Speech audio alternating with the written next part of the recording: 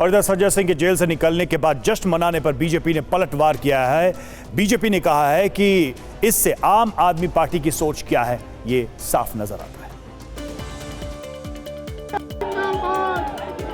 Sanjay Singh bell पर बाहर आते ही बीजेपी पर हमलावर हो गए हैं। बीजेपी ने कहा कि उन्हें बेल मिला है, वो शराब कांड से बरी नहीं हुए हैं। ये कोर्ट का काम है कि वो किसको बेल देगा, किसको बेल नहीं देगा।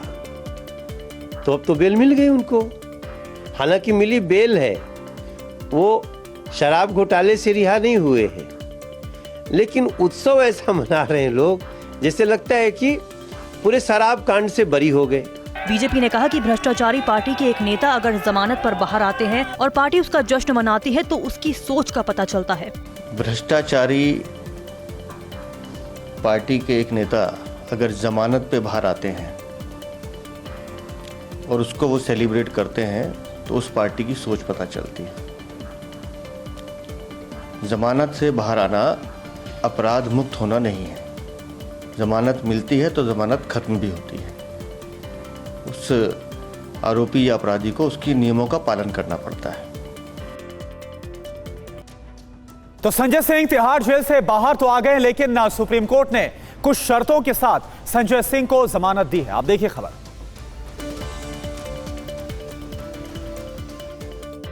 संजय सिंह को मिली बेल वाली ऑर्डर की कॉपी है, जिसमें संजय सिंह को जेल से बाहर आने के बाद क्या करना है और क्या नहीं करना, इसको लेकर कई शर्तें लगाई गई हैं। संजय सिंह को जांच अधिकारी को मोबाइल नंबर देना होगा, जांच में एजेंसियों को सहयोग करना होगा, केस में अपनी भूमिका पर टिप्पणी नहीं करेंगे, एनसीआर छोड़ने पर जांच अधिकारी को बताना होगा, मोबाइल में लोकेशन शेयरिंग ऑन रखनी होगी, अपनी लोकेशन जांच अधिकारी को बतानी होगी।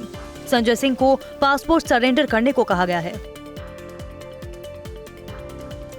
और मध्य प्रदेश में कांग्रेस और बीजेपी के बड़े नेता जिन्हें पार्टी ने अपना प्रत्याशी बनाया है वो लगातार प्रचार कर ही रहे हैं। उनकी पत्नियों ने भी मोर्चा संभाल लिया है। आइए आपको दिखाते हैं रिपोर्ट। मध्य प्रदेश की 3 हाई प्रोफाइल लोकसभा सीटों पर कड़ा मुकाबला है।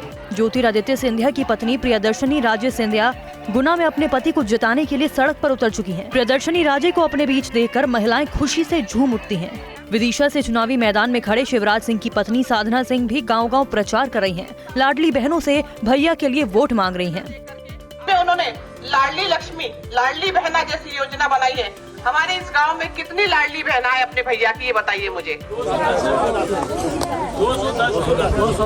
बताओ बहनों, आपको बहुत अच्छा लग रहा है ना, आपके ऐसे भैया मिले जिन्होंने आपको लाडली बहना बना करके इतना अच्छा सम्मान दिया है।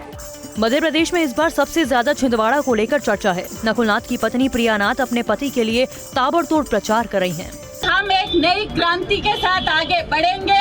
हम 44 साल से साथ थे, साथ हैं, और वो शक्ति नहीं पैदा हुई जो 44 दिन में ये रिश्ता खत्म कर दे। आप सभी का बहुत बहुत धन्यवाद। मध्य प्रदेश के पूर्व मुख्यमंत्री शिवराज सिंह चौहान विदिशा से चुनावी मैदान में हैं। वोटरों के बीच जाकर वोट देने की अपील कर रहे हैं। टीवी 9 भारतवर्ष से बातचीत में उन्होंने क्या कहा, आइए देखते हैं।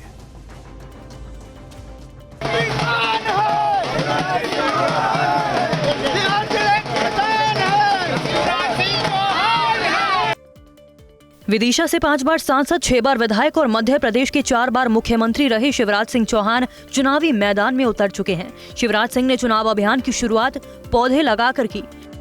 विदिशा से लोकसभा चुनाव लड़ने का फैसला आपका था या पार्टी का था, या आपने भी इच्छा जाहिर की थी कि चलिए अब चुनाव लड़ा जाए? मेरी अपनी कोई इच्छा नहीं है, पार्टी की इच्छा ही मेरी इच्छा है, क्योंकि पार्टी राष्ट्रीय पुनर्निर्माण का एक मिशन है और हमने तय किया है कि पार्टी के माध्यम से देश की सेवा करेंगे, जनता की सेवा करेंगे।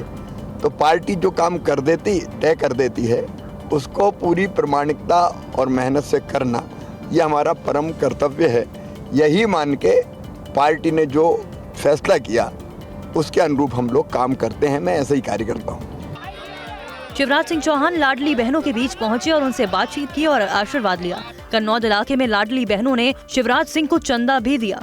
ये वो लाडली बहनें शिवराज सिंह चौहान की जिन्होंने उन्हें चंदा भी दिया है और साथ ही साथ वोट देने की भी बात कर रही हैं। कुल मिलाकर इन्हीं बहनों के सहारे शिवराज सिंह चौहान चुनाव लड़ रहे हैं।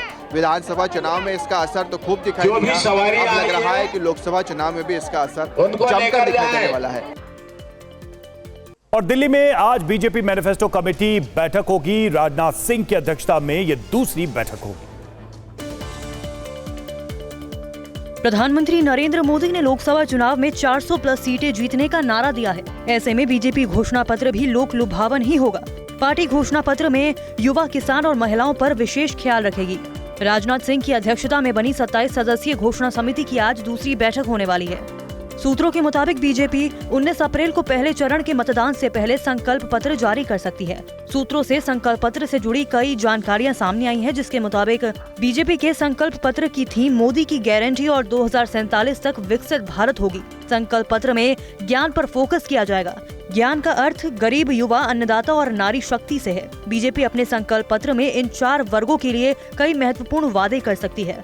प्रधानमंत्री नरेंद्र मोदी कई बार कह चुके हैं कि उनके लिए देश में केवल 4 जातियां हैं: गरीब, युवा, किसान और महिलाएं। इसलिए इन चारों वर्गों को केंद्र में रखकर संकल्प पत्र में बड़ी योजनाओं के वादे संभव हैं। अब देखना होगा कि बीजेपी संकल्प पत्र में और क्या क्या लोक लुभावन वादा करती है।